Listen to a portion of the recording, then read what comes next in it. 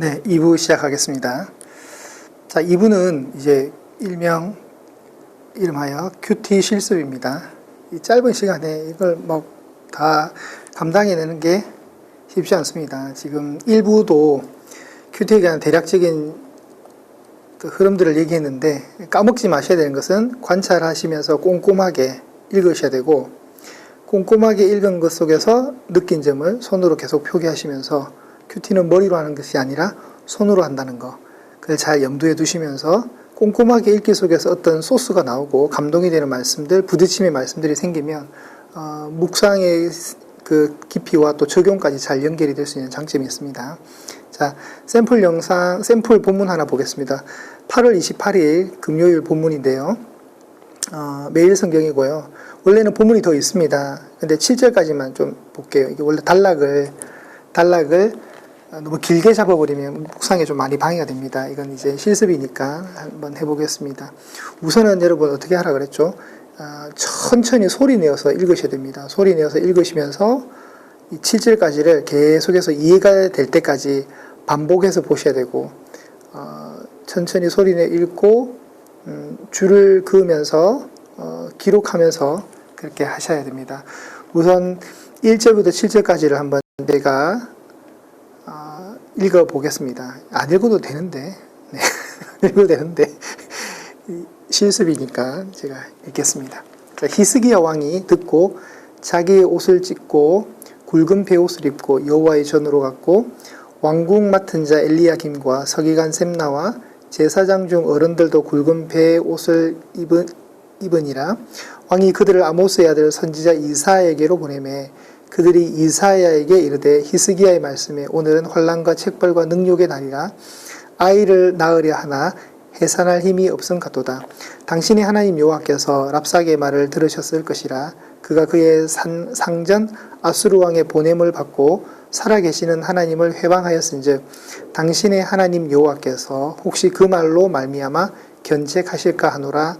그런즉 바라보건대 당신은 이 남아 있는 자를 위하여 기도하라 하시더이다 하니라.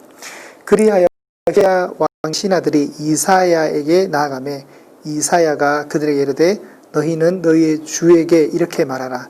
여호와께서 이같이 말씀하시되 너희가 들은 바 아수르 왕의 종들이 나를 능욕한 말로 말미암아 두려워하지 말라. 보라, 내가 영을 그의 속에 두리니 그가 소문을 듣고 그의 고국으로 돌아갈 것이며 또 내가 그를 그의 고국에서 칼에 죽게 하리라 하셨느니라 하니라.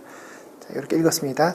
이렇게 본문을 여러분은 조용한 시간과 장소에서 꼼꼼하게 천천히 여러 번을 읽으셔야 됩니다. 그러면서 마음에 감동이 오고 부딪힘이 있는 이런 구절들, 저는 개인적으로 이렇게 했습니다. 두려워하지 말라. 지금 이 상황이 뭐냐면 솔로몬 이후에 남북이 분열되거든요. 10개의 지파가 편을 먹고 2개의 지파가 편을 먹어서 남쪽은 남유다, 북쪽은 이스라엘이라고 불려요. 자, 북이스라엘. 근데 이 남쪽 유다의 왕이 누구였냐면 히스기야, 20명의 왕 중에 히스기야 왕이 있었습니다. 이 히스기야 왕이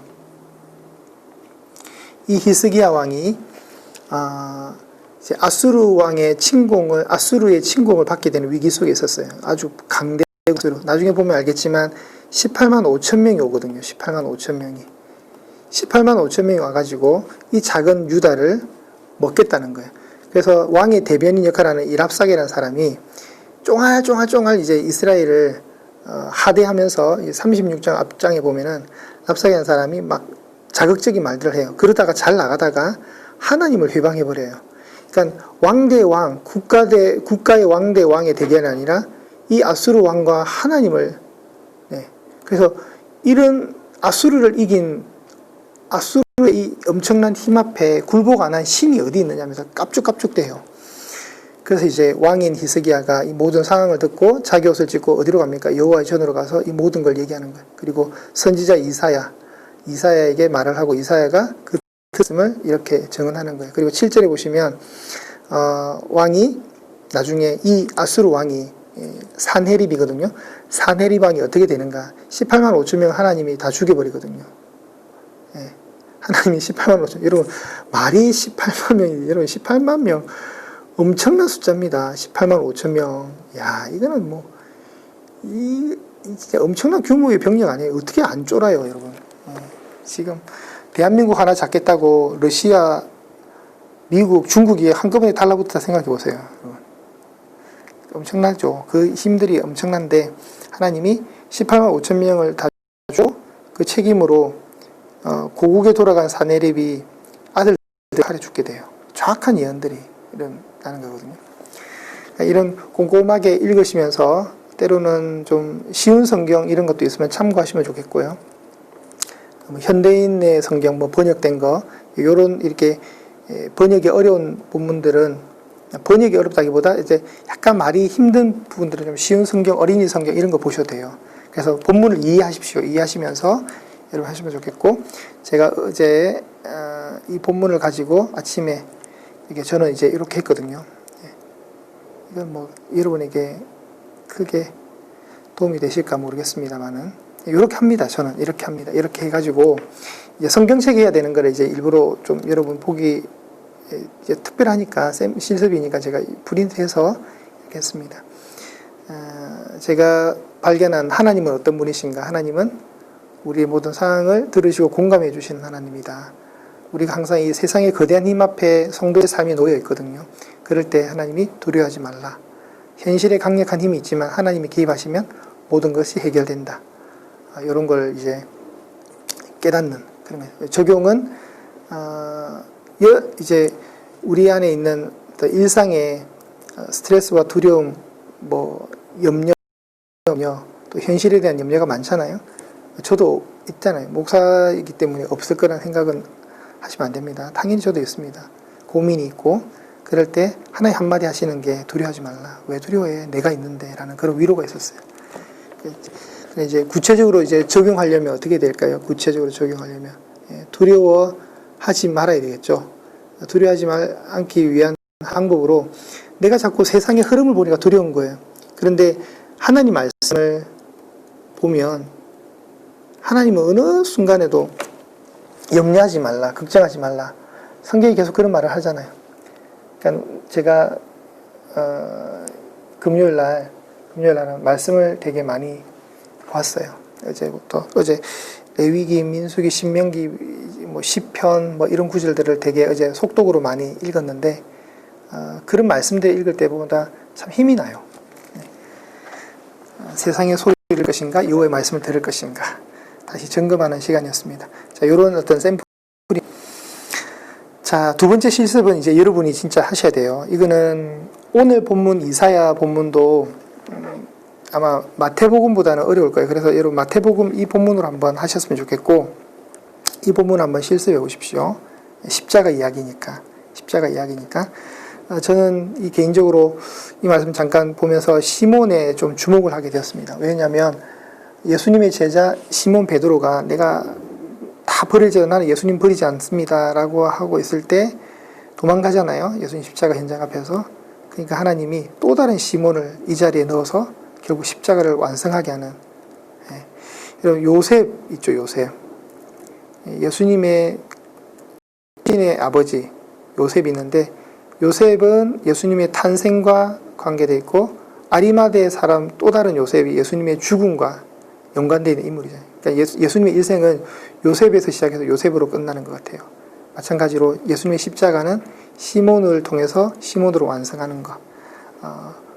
이런 저는 이제 개인적으로 32절이 많이 이제 묵상이 되는데 여러분 이 전체 내용 보시면서 여러분에게 감동이 되는 말씀들, 부딪히며 오는 말씀들, 이런 말씀들을 잘 메모하셔가지고 느낀 점, 그리고 꼼꼼하게 읽으시고 느낀 점 체크하시고 기록하셔가지고 여러분 삶에 적용으로 가셨으면 좋겠고, 적용은 구체적으로 돼야 되고 성령 충만하자 이런 식으로 가면 안 돼요. 성령 충만하기 위해서 내가 어떤 삶을 살아야 되는가, 성경을 본다든가 기도를 구체적으로 기도해야 되겠다, 이것도 막연하게 하시면 안 되고, 기도도 내가 구체적으로 30분 하겠다, 1시간 하겠다, 이렇게 구체적으로 나오셔야 돼요. 자, 이 본문 한번 보셨으면 좋겠고요. 마지막 이제 하나 더 팁은 뭐냐면, 여러분 큐티를 잘하고 싶죠. 큐티를 잘하려면 성경을 다독하셔야 됩니다. 왜냐하면 성경을 통전적으로 보지 못하면, 숲으로 보지 못하면 큐티가 힘들어요. 큐티의 가장 큰 단점이 뭐냐면 큐티가 자꾸 숲을 안 보고 나무를 보니까 나무에 함몰되다 보면 내가 지금 어디 있는지 모를 때가 많아요. 마치 미로처럼. 그래서 다독을 하셔야 돼요. 다독을. 자, 그래서 정독이냐 다독이냐. 평소에 다독을 많이 하셔야 큐티 정독을 하실 때 편해져요. 다룰 수 있는 힘들이 많이 생기거든요. 그래서 필요한 게 새의 눈입니다. 새는 공중에서 아래를 보잖아요. 자, 벌레는 나무밖에 보지 못하지만 새는 숲 전체를 봅니다. 숲 전체를 보기 때문에 나무의 관점이 아니라 숲의 관점에서 나무를 보는 여유가 생기는 거죠. 자, 이런 모습입니다. 이런 모습.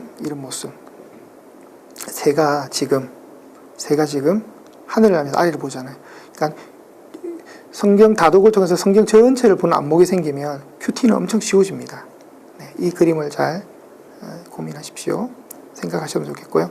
예를 들면 이제 고린도 교회가 문제가 많죠. 고린도 교회 안에 음행, 송사, 결혼, 우상, 재물, 성만찬, 은사의 문제가 많은데 이거를 큐티를 통해서 이 하나하나 본문을 보는 것도 좋지만 성경 전체의 흐름을 안다면 이런 게 발견이 될 수 있습니다. 1장에 십자가 나오고 15장이 고린도전서 15장이 부활장이잖아요. 제가 여기서 깨달은 게 뭐냐면 십자가와 부활, 예수 그리스도 복음 안에서 이 모든 문제들을 해결이 될 수 있다는 거죠. 네.